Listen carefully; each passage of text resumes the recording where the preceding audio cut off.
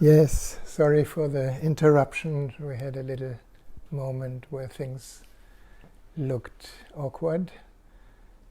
Anyway, life is a wonderful journey with challenges. So we welcome you again. And I was just sitting here for a moment with closed eyes, and what came very strongly out of the blue was the news that we heard yesterday and today in Tasmania about children playing in a jumping castle, and then there was a gust of wind and the castle lifted up and flew very high, and 5 children fell out and died. And you know,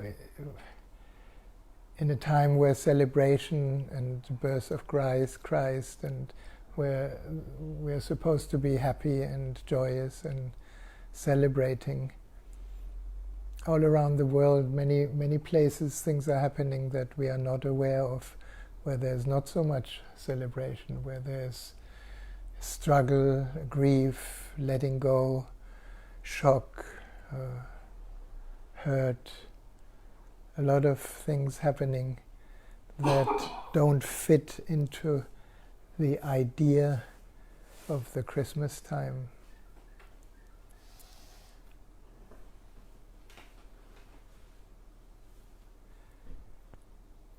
So it's funny that in one way we create rituals, we create celebrations or times in life where we are supposed to be happy, and other times we don't care. And these situations, I think they come very close because it touches somebody that is completely innocent, like the children are innocent, the parents are innocent, and suddenly the whole life changes from one moment to the other. And there's a beautiful outpouring of sympathy and support. I find those moments important because they show us that nothing is in our control. You know, we think we can control the whole world. At least the politicians in the world think they can control the COVID situation, and everything has its own course, and obviously we are not in control, and our interpretation is what either makes us happy or unhappy. Situations are always the way they are. What we make out of it is usually our own story. It's usually a reflection of our own mind. And especially when things are so inescapable, like death of a beloved one, we are, hopefully I would say, we are forced to investigate or to inquire, who am I really? What is life? What is me? What is that I try to kind of build up in my life? What is the striving for something that looks better later, and it's never enough now? For many people, it's called stress. And in the cities, the stress has become really absurd. Everybody is running for a better next moment. And what is at the end? And then there are many people who are starting to actually inquire, well, who or what am I? Am I really the body? If I'm the body, then I can watch the body, you know, it's young, and then it's middle age, and then it's old, and then it dies. But what stays? What doesn't die? am I still here when the body is gone? Are these kids still here when their body is gone? A good question. And with this question, so many religions have sprouted, come out. And every religion creates a different type of belief to comfort us about the not knowing. So we call it God, or we call it destiny, or we call it karma, or we call it, if things like in Tasmania happens, maybe some people call it the punishment of God. There's nobody punishing. Things happen.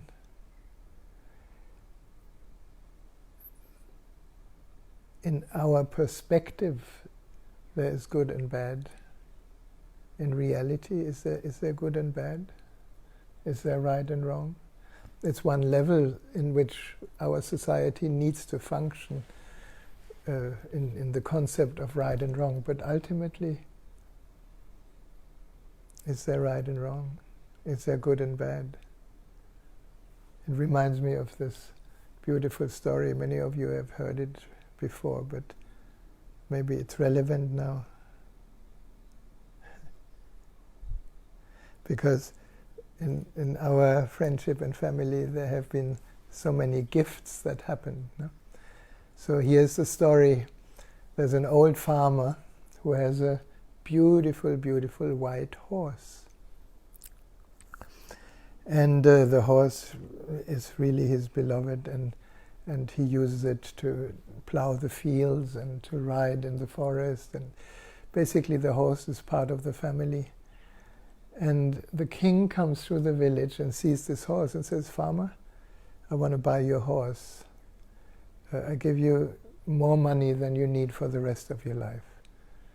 And the farmer says, "Sorry, dear king, it's beautiful, your offer, but it's my horse, I need it.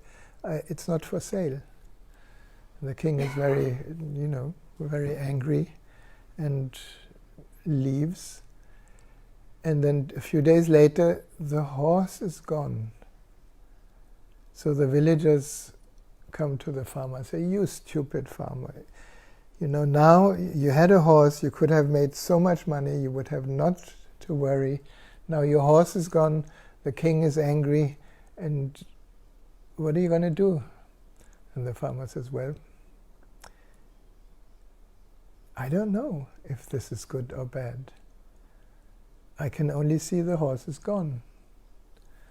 A week later, suddenly there's a loud noise and there's 20 horses galloping into the area of the farmer's fields, and the white horse in front.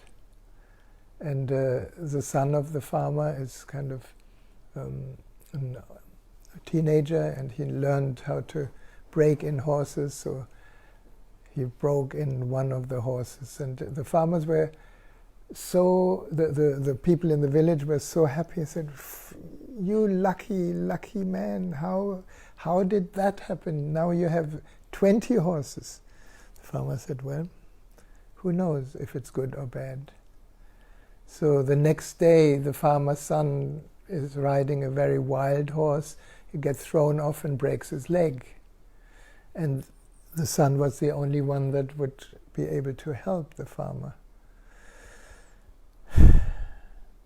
The villagers came and said, "You stupid, now you're so unlucky. Now your son, is crippled and he cannot help, and this is terrible for you." Farmer said, "Who knows? All I know is that my son has broken his leg." And then a few weeks later, a war starts, and all the young people get drafted, but the young man with the broken leg cannot go to war. So the villagers again come, "Oh, farmer, you lucky man, we are sure we're going to lose our sons, and your son is at home." And so on. The farmer says, "Who knows? I don't know." No? And this is the same with COVID, it's the same with any situation. No?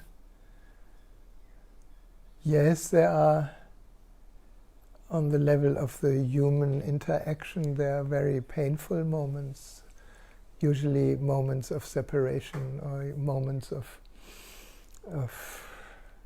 dysfunction, but who knows?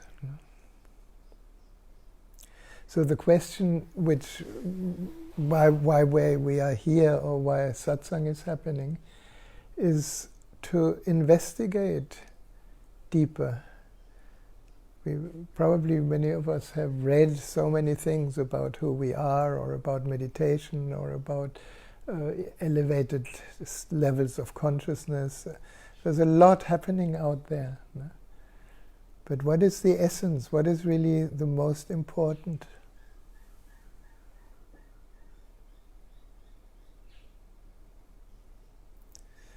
At least for me, what is still the most important is the eternal quest.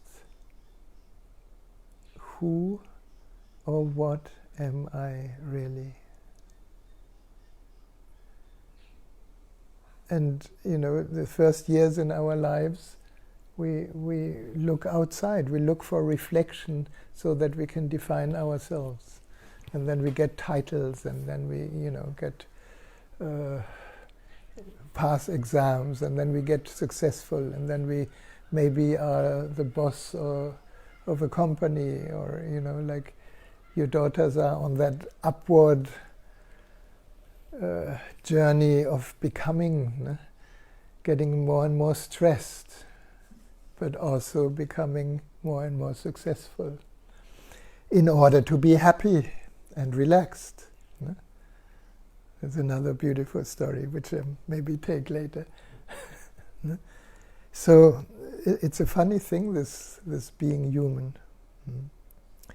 And then eventually there comes a point in life, and for me it came relatively late, or relatively early, let's say, where all these questions are not answered by my friends, or by my teachers, or by those I look up to. And then, if you're lucky enough, I was lucky enough to find a master who taught me meditation. And then I tried to be successful in meditation. And he kept saying, well, you cannot be successful in meditation. You need to lose everything in meditation. Everything that you know.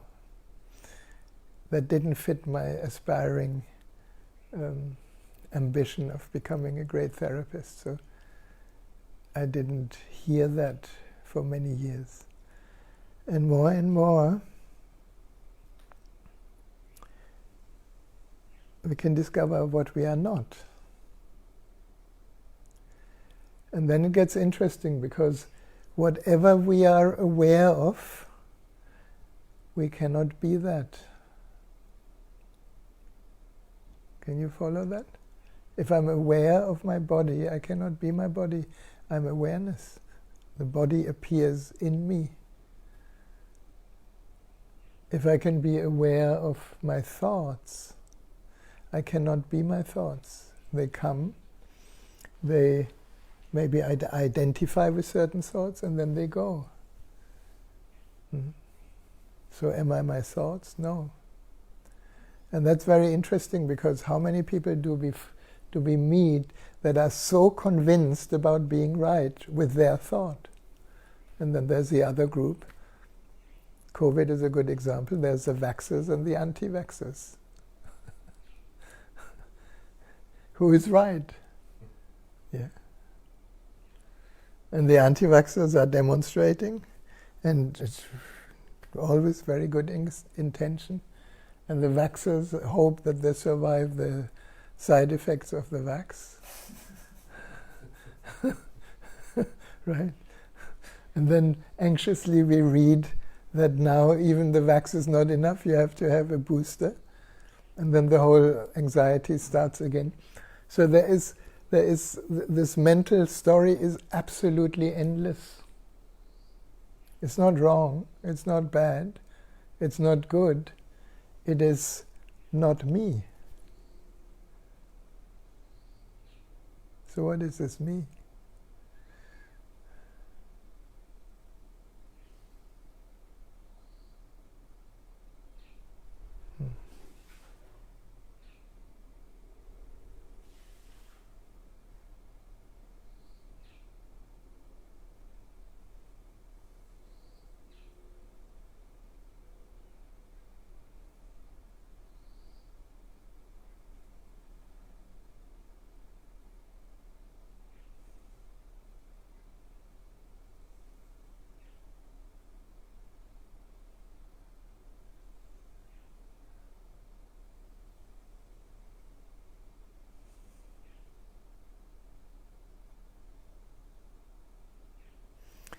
when that question takes you into the free fall of the inner abyss, I would say we are on the right track.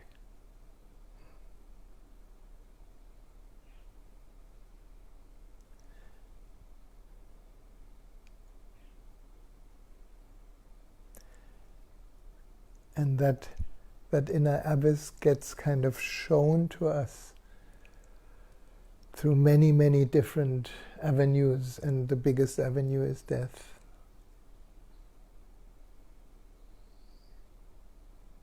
Or maybe there are two avenues. There is sex and death.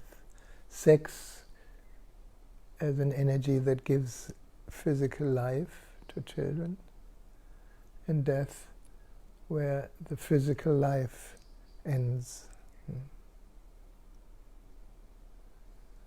That's why most of humanity is so obsessed with sex, not knowing that it's only one doorway to the infinite.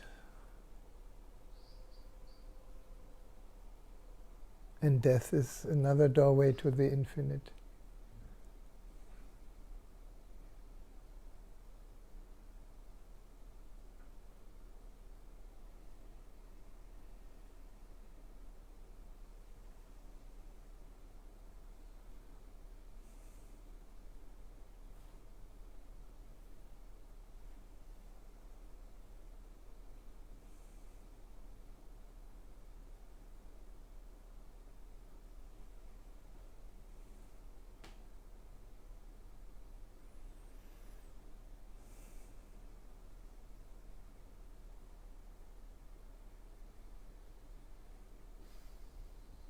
So when these moments of silence happen, don't wait for another word.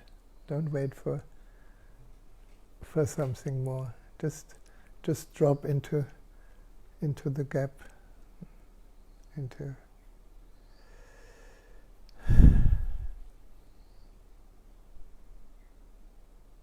the stillness of this moment. And then the contrast between words and silence becomes bigger.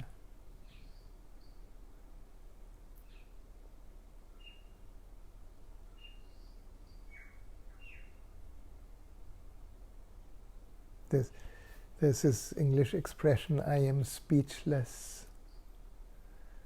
And for a busy mind, being speechless is actually a negative situation, but being speechless is a sudden stop. It's like, ah.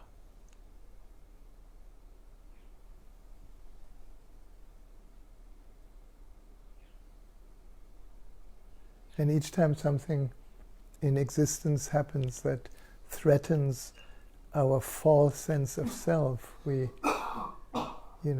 coming closer to speechlessness.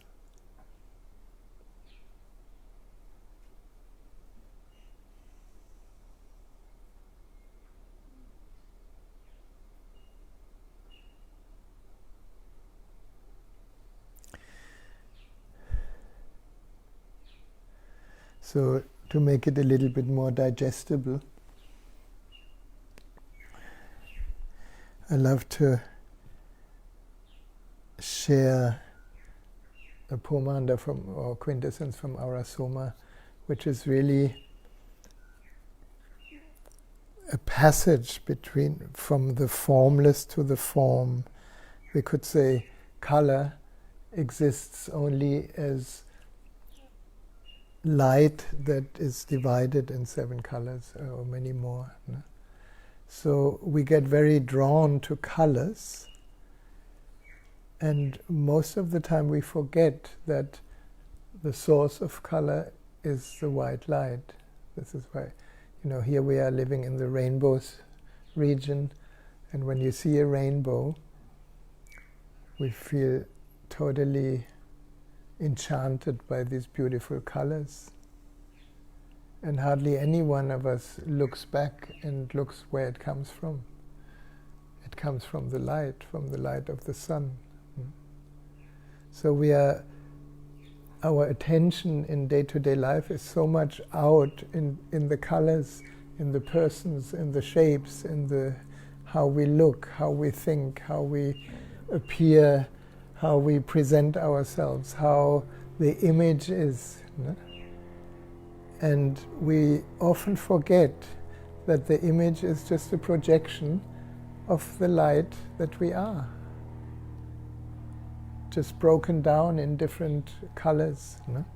So this approach is wonderfully explored by our Soma through color and fragrance and touch. We could say every color has a frequency that where we resonate. If you look at these bottles, maybe one or two or three bottles suddenly jump into your vision, and you feel this is a very attractive bottle, and you feel attracted because you're beginning to resonate with a certain color that has a certain vibration that feels at home. This is kind of the way we fall in love with each other. You meet a partner and you don't know really why, but something feels resonant, and that's called falling in love. So today I was tuning in a little bit, and the orange poemanda came. And the orange is a very powerful color. If you go to Thailand, you see all the monks wear orange. Or if you go to India, all the sannyasins, those who have renounced the world and have become beggars, they wear orange. And it's also the color of the sunrise. And it's the color of the second body, of the feeling body. What does that mean? We are emotional beings, and our feeling body is very connected to the heart. But funny enough, we say we are falling in love. Why do we fall? Why do we not rise? Because we're actually falling from the heart into the feeling body. And the feeling body expands in the in-breath and wants to melt. So it's the in-breath is liking. I like the flowers. I like you. I like the nature. I like you. We want to merge with whatever we perceive. And the other breath of the feeling body, the out breath, is I don't like. I have to retreat. I want to go back inside. No? So in relationship, this offers itself as love, like melting, merging, melting, cuddling, warm, and aloneness. And if we have any preferences, then perhaps sometimes aloneness feels very threatening, because we think I should always be merging. But the feeling body has this merging and aloneness. And in the feeling body, many of us have been more or less traumatized by too much sensory input. And as babies, maybe too much sensory input was an overbearing mother. Oh, my little child, I love you so much. And the child has no space to feel itself inside, if the mother is not also connected with her own source. No? And the other side is the abuse of violence, like overpowering the feeling body. And we all have been more or less overpowered in some areas. And if we have not completed the cycle of emotion through crying, small children know how to do this very well. They get hurt, they cry, the cycle finishes, and they laugh again. But unfortunately, as we grow up, we get hurt. We're told, boys don't cry, or don't be such a sissy. And we feel judged and we feel rejected. and then the emotion cannot complete itself. So where does it go? It goes into our, into the storage of our unresolved emotional pain. And unfortunately, many, many people around the world are loaded with trauma and pain. And in order for this to have some expression and release, all these wars needed to happen since the beginning of humanity. Because somehow that energy needs to be freed. And whatever we have repressed anger, we have repressed sex, we have repressed sadness, we have repressed grief, we have repressed all these deep emotions. And unfortunately, since they don't have an outlet in our society, or not so much, we store it in our system. And then we fall in love. And unless you have done some work with yourself and actually explored your emotional wounds to a certain extent, you will, even after the honeymoon, project it on your partner. You hurt me.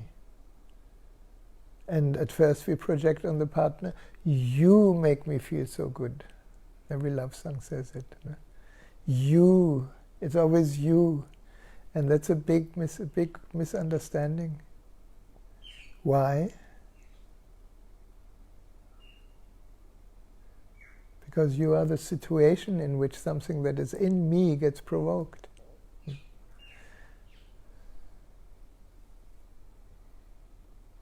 Is it too much? Can you follow that?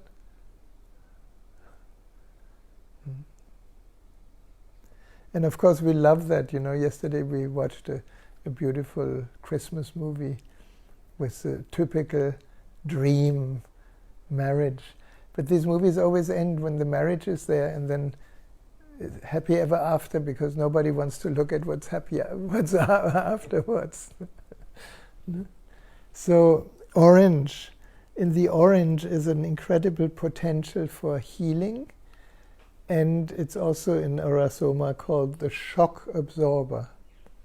Because many of us in childhood and maybe later in life, for example, these poor parents that lost their children, it's a total shock for the system. It's like the normal functioning of the body-mind is interrupted because we lose the ground under our feet. When we are in shock, we feel disconnected from the nourishment of the earth, and then anything we do is to cover up the absolutely discomfort of not knowing who am I, what shall I do, what shall I not do. We are kind of frozen. And there are many shocked people around that are trying to compensate through whatever identification they are searching. So, shock absorber. And in Arasoma it's also called Humpty Dumpty. You know that rhyme? Humpty Dumpty sat on the wall. Humpty Dumpty had a great fall, and not even the king's horses, and nobody could get Humpty Dumpty together again. But the Arasoma shock absorber, orange pomander, can get you together again. Why? Because it's like balm for your aura, balm for your emotional body, balm so that our emotional field can relax and let go. Shall we try a little ritual with that?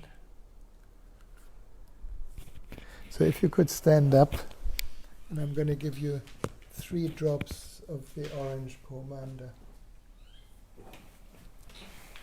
And if you resonate with anything that I said, any traumatic experience, anything, any residue, Maybe you have hurt your poor hand while you were peeling potatoes.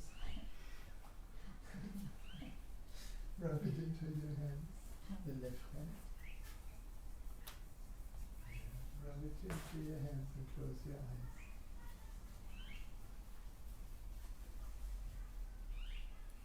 And just for a moment, tune into, let it be like a tuning fork for your own energy field.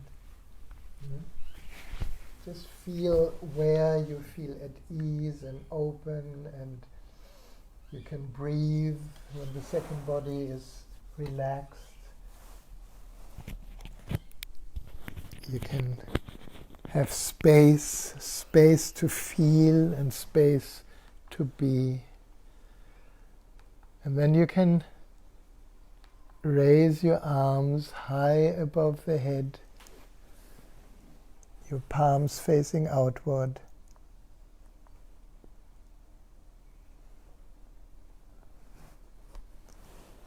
And imagine you're sending this whole orange ray all around the world. And I'm just looking for a music.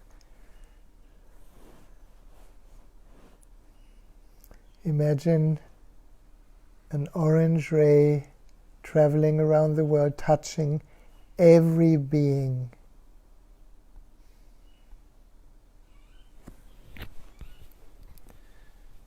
So that we together imagine we can form a net of orange light around the planet. And all these people that are in despair, in shock, in grief, in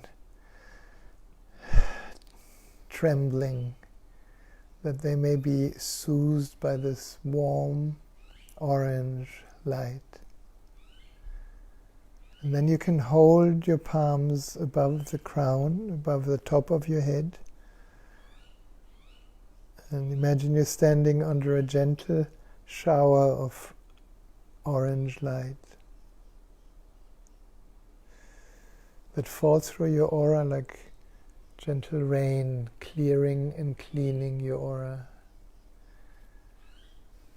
And then you can come closer to the energy field around your head, and just like we wash the body with soap and water, you can clear your aura, clear the feeling body, the emotional body around your head, through the temples, through the back of the head, through the frontal area, bringing your palms together above the crown,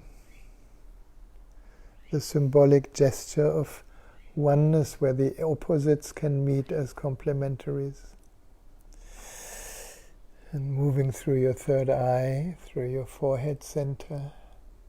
This is where we carry most of our identity, the false identity.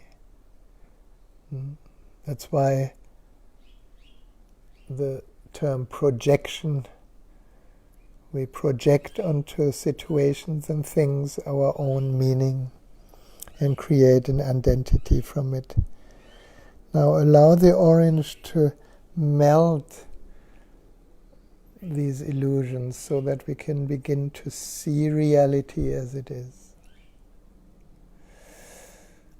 And clearing your whole face. How often do we pretend in our face, and underneath we feel very different. Coming to your throat, imagine that your hands, your fingertips can open the curtain in front of your throat, the curtain of all your beliefs. We could say any belief is resonating as an energy field in the throat, and then through the throat we express it, and through that expression we actually manifest our reality. So imagine that the orange ray can just melt any identity, any identification. we are already. We don't need an extra identity. And when the curtain is open, we may notice that we open a vast space of not knowing. And all creativity arises from not knowing, from this infinite field of potentiality. And then coming to your heart, there's another layer, another curtain covering your heart. And just imagine you can open that curtain. We call it the curtain of all your ideals and shoulds. How you think you should be, how you think other people should be, and how we should not be. That is usually something that burdens the heart. And behind that, let your hands rest over your heart for a moment.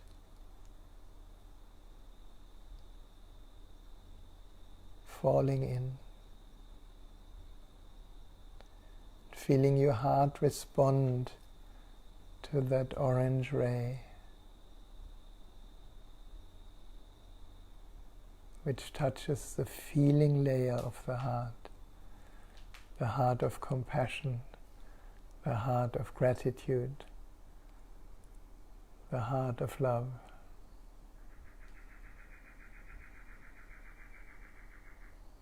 And then further down to your solar plexus. Here we can dismantle our armor, our strategies of protection, which is very common around the world. You know, we judge, we condemn, we compare, we compete. All these strategies of separation, just so that we don't need to melt and merge with each other. And underneath that armor we can connect with our uniqueness, connect with that realization that there's no one like you in the whole universe, so how can we compare? And a deep breath. And then we can come to the second chakra, to the lower belly. This is where the orange is at home.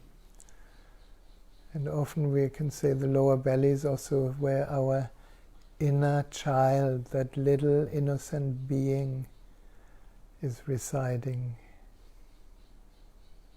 That is vulnerable, strong, spontaneous, open, flowing, with ever-changing feelings.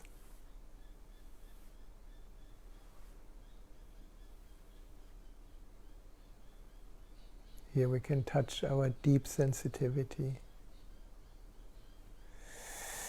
And another deep breath, moving to the first chakra, to the root center, bringing that orange light, that warmth into the physical body, feeling how the physical body in this lifetime is just the carrier of that energy field that can merge and melt with other fields. Along the legs, all the way down, connecting with Mother Earth for a moment. And this is a good moment to let go of anything that you don't need right now. Any belief, any thought, any emotion, any story, anything you usually define yourself with, give it to the earth. For a moment, become empty, just empty.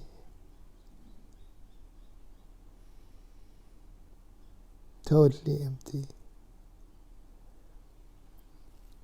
And notice what is here when you are totally empty. You will find I, whatever this I is, I am still here.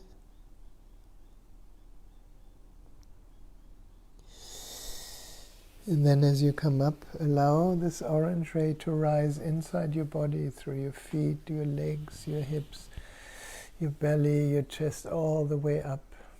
And for a moment, you stand with your arms open. And then you can bring your palms to your nostrils. And taking 3 deep breaths of this fragrance into the temple of the body.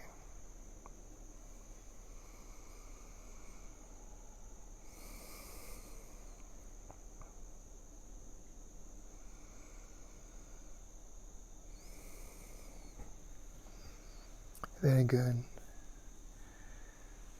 And then we can sit.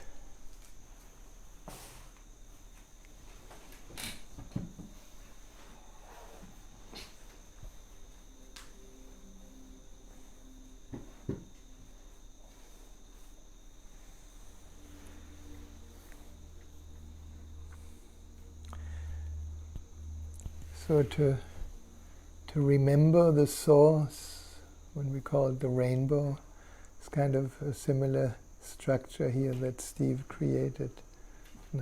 The center is consciousness, is light. So I want to dedicate the light of the candle today to the healing of all these emotional, traumatized beings around the world, so we can heal and begin to feel ourselves and feel everybody else.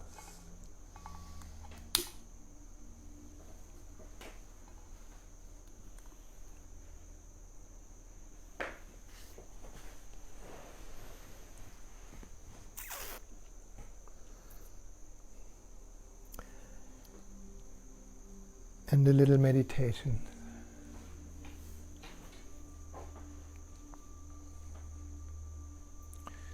The first part will be a guidance, and then we will sit in silence and deepening for a while.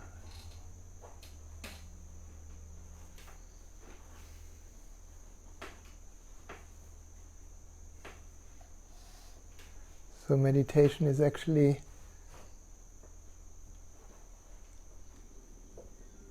very easy, because it's not something we do, it is this allowing of everything that we experience in this very tiny little split moment, allowing it to be so.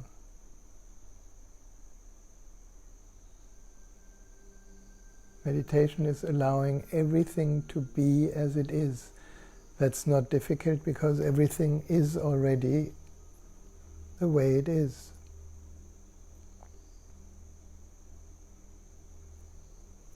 So when you hear the guidance is just a reminder on different levels to be here, to be now.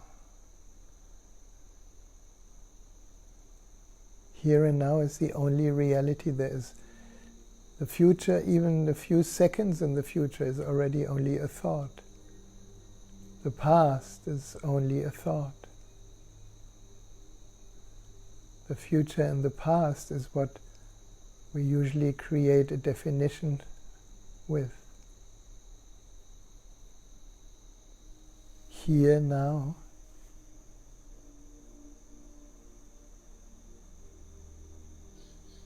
The separate I disappears.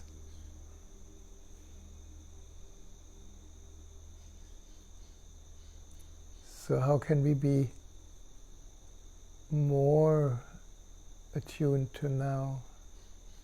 We can use all our 5 senses. We can become aware of all the sounds here. We hear the night creatures, the music. We can only hear sound right now. Not later, not earlier, just now.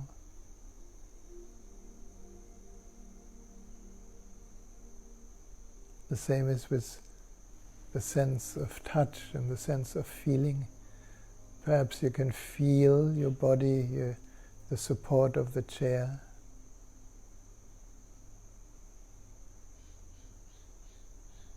Perhaps you can feel the touch of the clothes on your skin,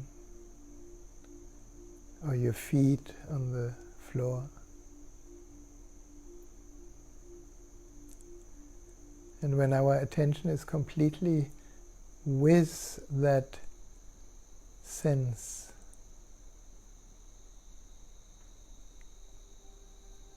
the space of presence seems to expand. The presence becomes stronger.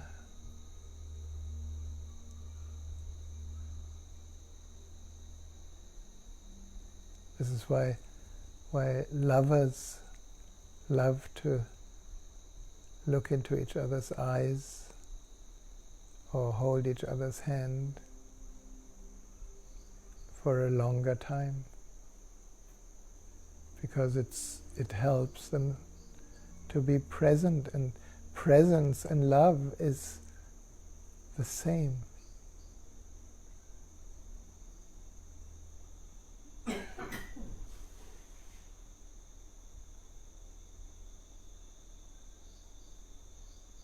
So hearing, feeling, seeing. When we are present in seeing, the whole seeing changes its directional flow. Usually we look outside to objects. When we use seeing as a means for presence, we receive. Right now our eyes are closed, so perhaps you just receive these subtle light and shadow changes behind your eyelids.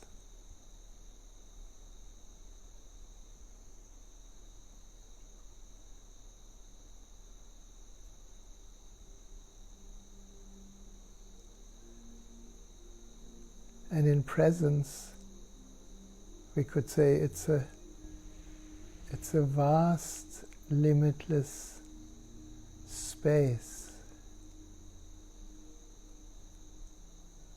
in which every experience can come and go. Perhaps you notice that right now, even with the guidance, there is also some other thoughts that move in the mind.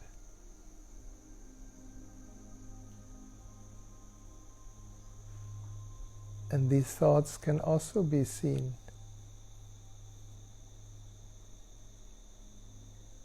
Be perceived.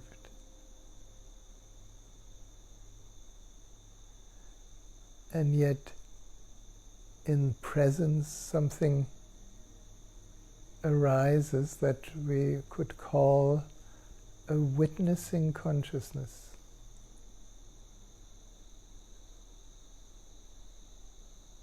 You may very simply be able to witness the arising of any thought.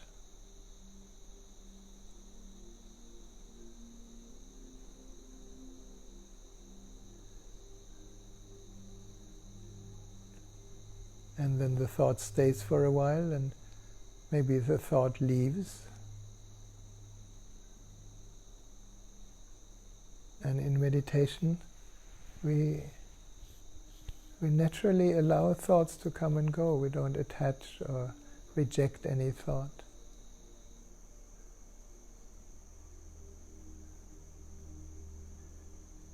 And the strange thing, it doesn't matter whether it's a positive or negative thought. As the witnessing space, the witnessing consciousness is like the sky. Anything that appears in the sky is already held in the sky. whether it's small asteroids, whether it's planets like the Earth or other planets, or whether it's galaxies. Everything of form is held in the formless.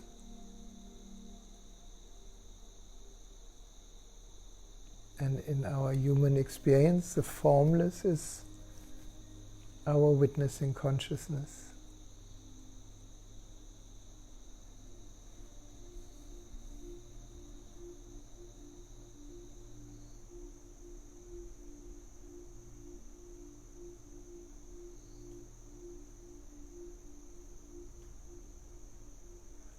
Now, presence, I mentioned before, is easy for lovers because love and presence is one field.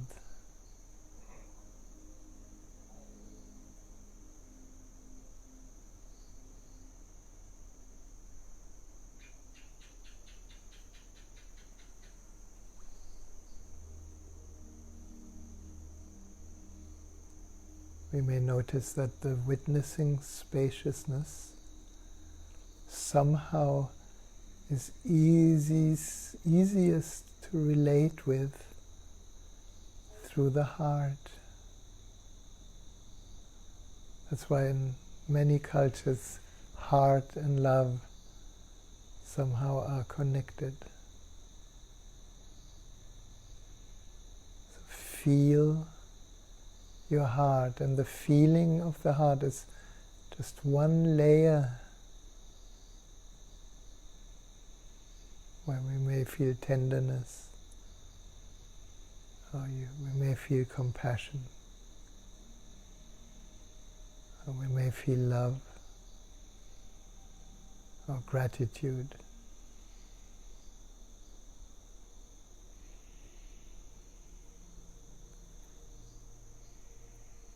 Now we can allow each in-breath to be an expansion of the experience of this moment. And since we rest with the heart, just you can imagine that the heart can expand with each in-breath.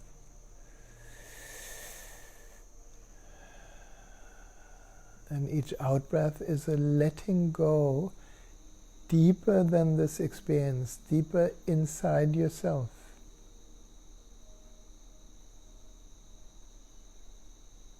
So each in-breath an opening, and each out-breath a letting go inward.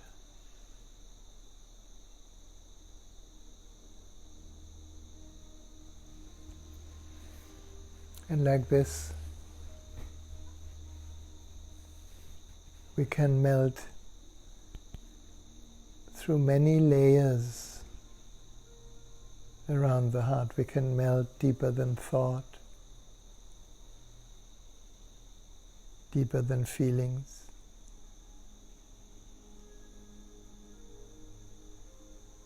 deeper than body sensations.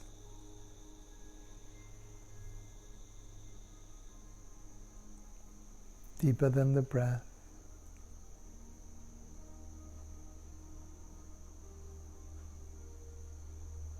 Deeper than the heartbeat.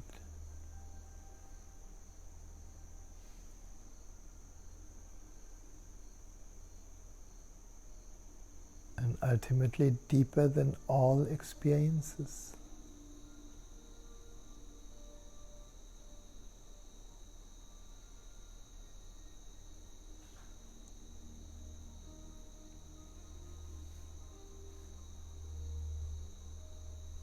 When we ask ourselves, who or what am I, deeper than all experiences, there's no more answer.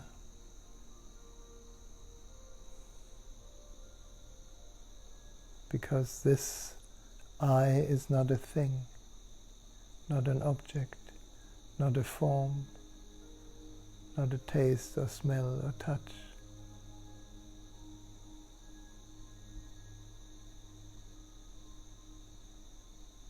It is as vast as the sky.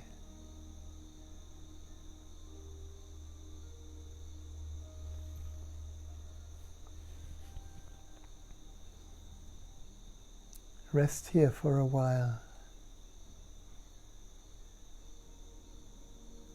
As each out-breath takes us deeper, and whatever arises,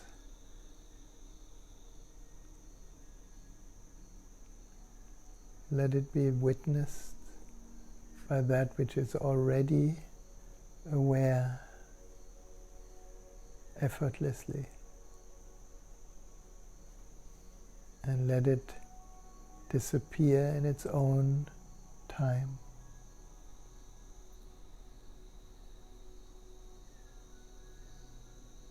So rest as that which is aware.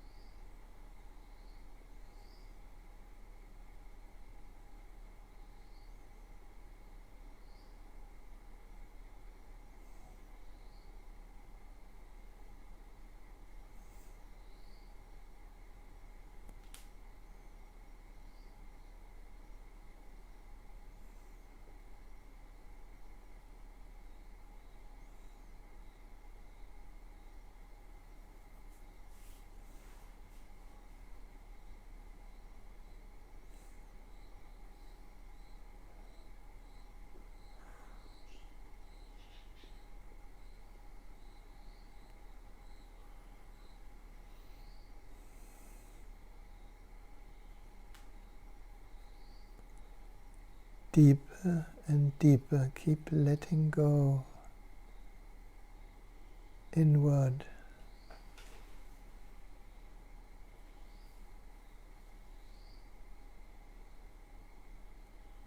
No need to look for anything. Just go in.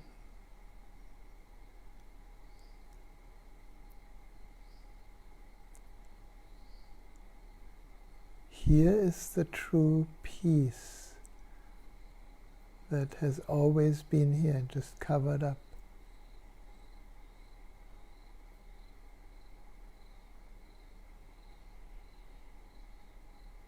We are that peace.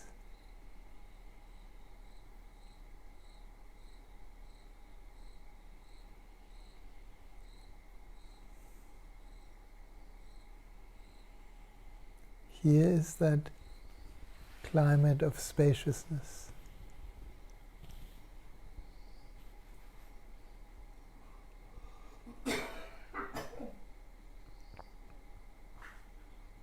Here's the love that we usually look for outside of us.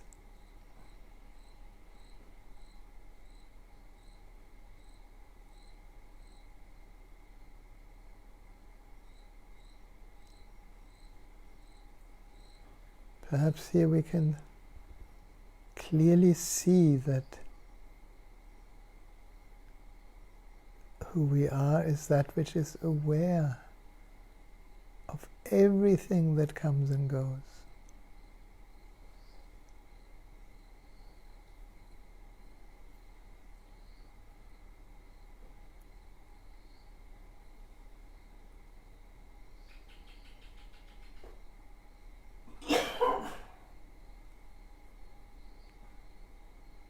To know this is to be free.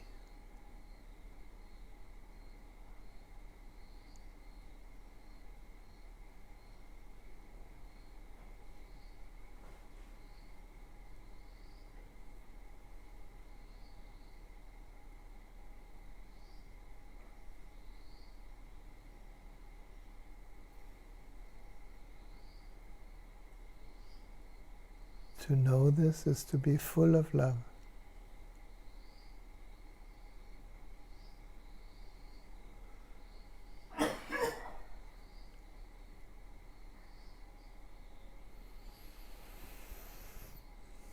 And from that depths inside, in a moment we can take a deeper breath. And as we gently come back, just bring with you that fragrance of stillness, of peace, of silence, of love.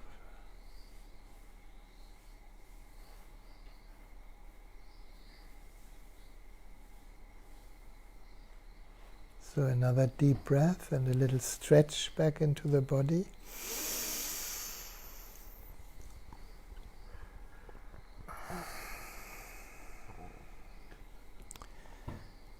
Until you find a good moment to open your eyes to a new moment here.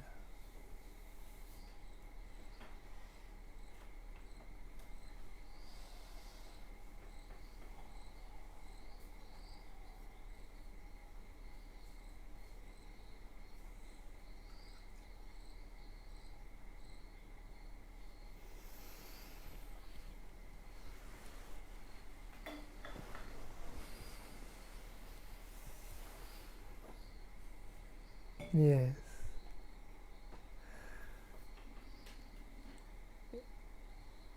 Anything to say, to report, to ask, to declare. It's also an invitation for those of you who join us on Facebook Live. If you have anything you want to ask or share, this is a good moment.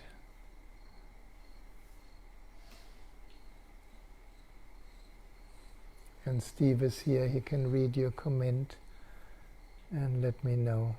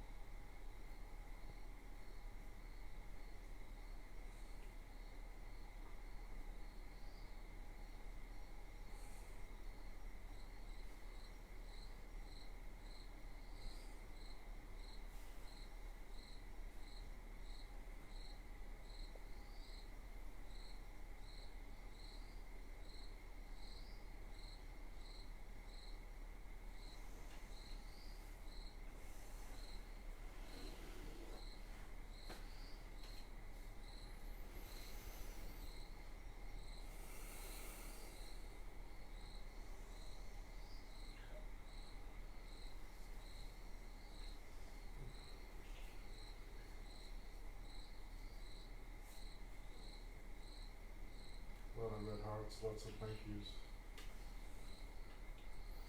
Love and light from Stockholm.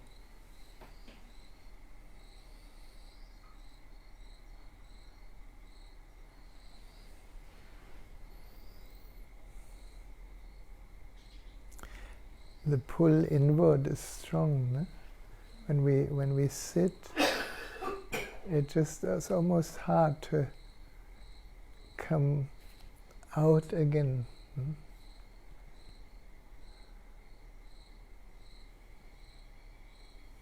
And yet out is in.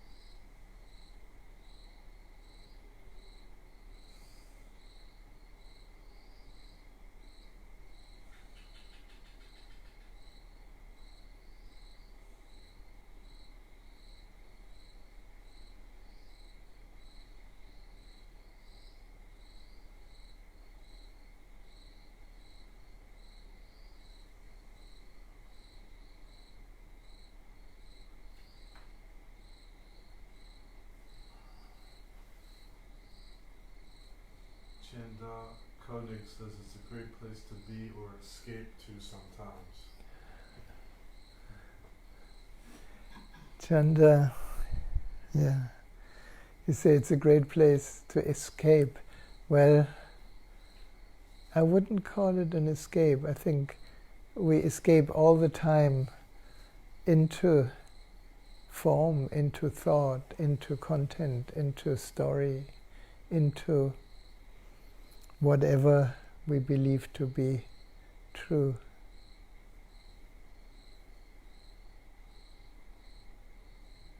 But going in is not an escape, it's coming home.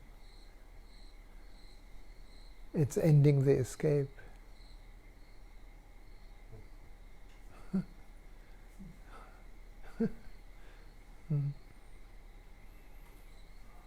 Because it's not a place outside of us where we can go. It's already here. It's what we are. That's the incredible dilemma. No? That every seeker is seeking something outside of himself that he is already. The moment we are seeking something, we are missing what we are, because we are that what we are seeking.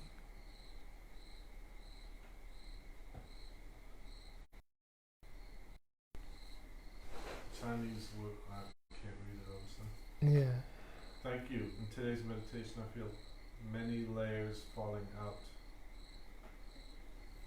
That's good. Yes. Many layers falling.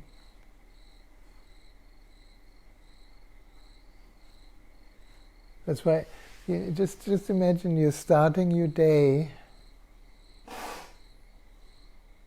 Instead of starting your day with believing your mind that tells you all these things that you have to do in the day, that take you into a different place than here now. And rather than following this train of thought, you relax a few minutes, or you sit down, or you can lie and you're just empty and present.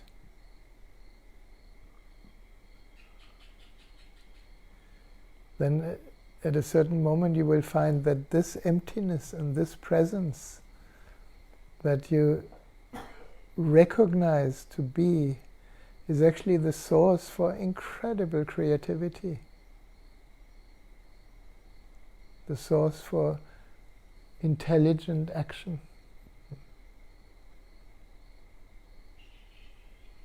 Rather than source of a neurotic mind that creates new neuroses. So it's beautiful So you feel the layers are falling off. So that means the layers can never be you. And it doesn't mean we need to reject the layers as a human being. We have many dimensions. No? We have the physical, we have the emotional, we have the power, we have the heart, we have the creative energy, we have the awareness. And we are one with everything already. Everything that we are seeking for is only thought after, because we are it.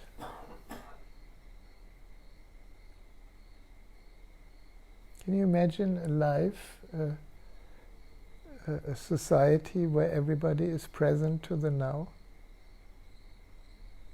All fear disappears. All anxiety disappears, because fear is a thought about the future. Something terrible may happen. Fear is an automatic mechanism of the body, because body is alive and life wants to sustain itself. And body can be threatened through sickness or through accidents or many other things. But when we see that body is actually in us, then even when the body leaves, we are here. Now it gets kind of...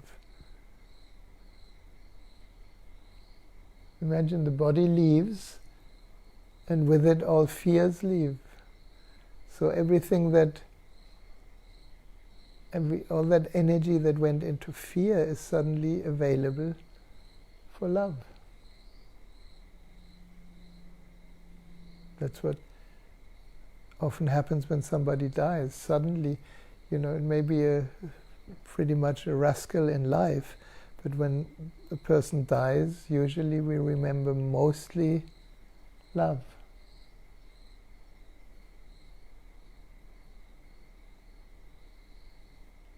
Even if we have been struggling with the person our whole life, when he or she is gone,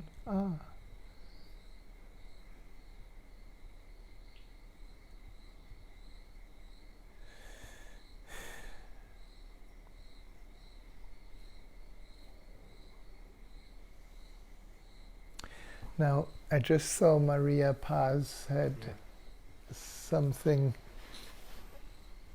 Maria, I don't know what you wrote, Steve will say that in a moment. Right. She says, yes, the attraction inwards is so loving and strong. Yeah. I even noticed the movement of wanting to share the link of your upcoming course in January dissolving. Yes.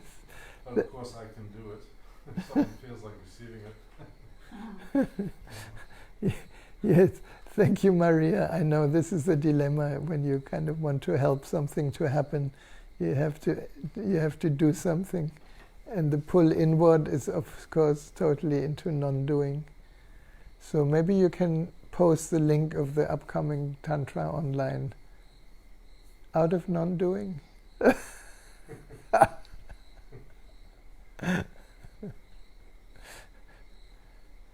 Because from here and now we can create any future, because we know that the future is a thought, and some thoughts manifest as reality. This is, some of you who don't know what I'm talking about, we have been running an online course, especially for friends in Sweden and Europe, on Tantra, which is very close to my heart. And anything that we do here is Tantra. It's like, Tantra is that space to allow yourself, to allow the other, and to allow things to be as they are. And when this aspect comes into your partnership, can you imagine how peaceful and loving it can be? And where your idea that the other should be different kind of goes to the background. where your idea that you should be different in order to be loved goes to the background. When you actually share the joy of the sexual energy merging and melting and then transforming or refining into sensitivity, into love, into prayer, into awareness.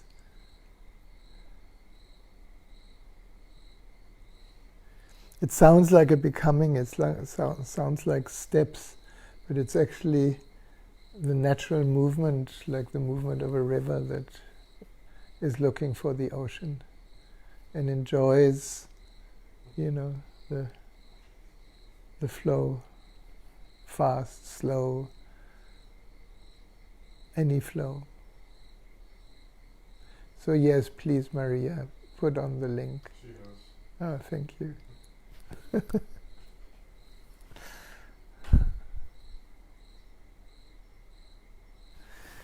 Okay, I just see something here. These are all love letters. Let me see if I find a love letter to complete this evening.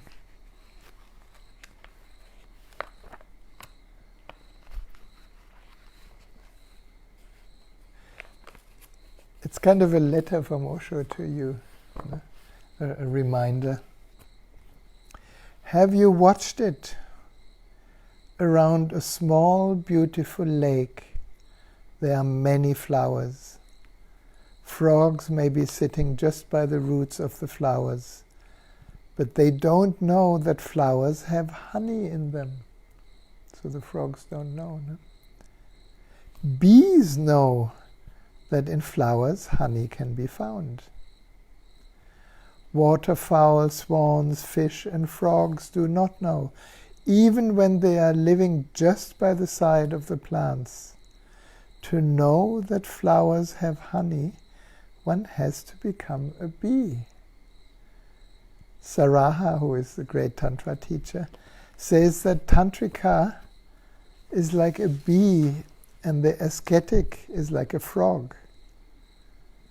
There, Osho talks about the fakirs and the ascets that deny the body and deny the sensory pleasures. So the ascet is like a frog. He lives by the side of the flowers and he's not at all aware. Not only he's not aware, he denies. He thinks bees are indulgent, that bees are fools, that they are destroying themselves. Saraha says ascetics are like frogs and the Tantrika is like a bee. In the phenomenon of sex there is hidden the sublime. In the energy of sex there is a key which can open the door of existence. But frogs will not know it. Tantra says it is such an obvious fact that out of sex energy, life is born. That means that sex must be at the very core of life. Life comes through sex energy. A new child is born through sex energy. A new being enters into existence. A new guest comes into existence through sex energy. Sex energy is the most creative energy. Certainly, if we look deep into it, we may find even more, greater, more creative possibility of it. Tantra says sex is the lowest rung of the sex energy of libido. If you enter it with more awareness and you search into it deeply, you will find the highest possibility, samadhi, hidden in it. Sex is like samadhi fallen into the mud. It is like a diamond which has fallen into the mud. You clean the diamond, the mud cannot destroy it. The mud is only on the surface.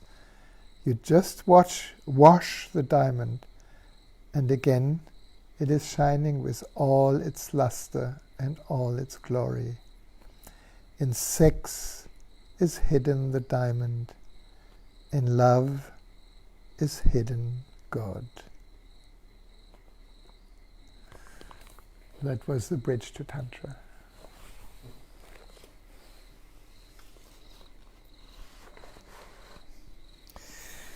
Yes, beloveds, thank you.